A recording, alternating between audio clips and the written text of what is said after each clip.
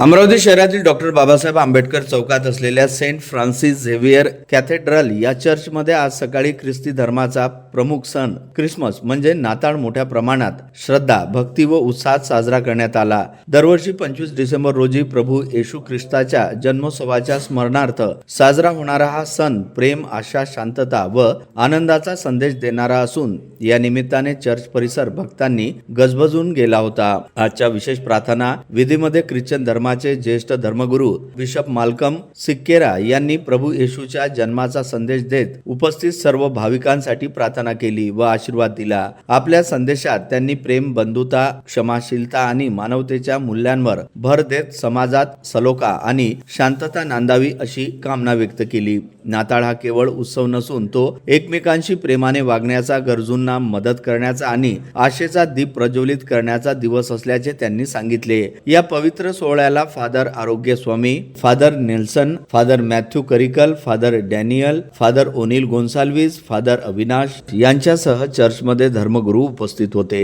तसेच सामाजिक व राजकीय क्षेत्रातील मान्यवर नरेंद्र गुलदेवकर, आमदार सुलभा खोडके, पंकज मेश्राम यांनीही या कार्यक्रमाला उपस्थिती लावून ख्रिश्चन बांधवांना नाताळाच्या शुभेच्छा दिल्या। चर्च परिसर आकर्षक सजावट आणि नाताळच्या गीतांनी भारावून गेला होता। प्रभू येशूच्या जन्माच्या आनंदात सहभागी होण्यासाठी मोठ्या संख्येनं भाविकांनी उपस्थिती लावली होती। एकमेकांना शुभेच्छा देत प्रेम व सौहार्दाचा संदेश देत अमरावतीत नाताळ सण उत्साहपूर्ण आणि शांततामय वातावरणात साजरा करण्यात आला। ब्युरो रिपोर्ट, मंडल न्यूज, अमरावती।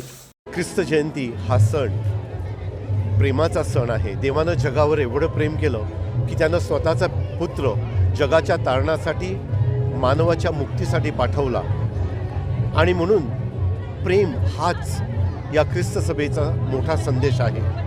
आपण द्वेष आणि इतर ज्या भावना आहेत, ज्या इतरांना दुखवतात, त्या बाजूला ठेवून प्रेमानं, शांतीनं जीवन जगावं आणि देशाचे नागरिक म्हणून आपण चांगलं जीवन जगावं, देशासाठी झटावं, एकमेकांसाठी सहाय्य करून झटावं, हाच ख्रिस्त जयंतीचा संदेश आहे। मी सर्व अमरावतीकरांना या ख्रिस्त जयंतीच्या शुभेच्छा देत आहे आणि देवाचा आशीर्वाद तुम्हा सर्वांवर यावा म्हणून माझी प्रार्थना आहे। God bless you.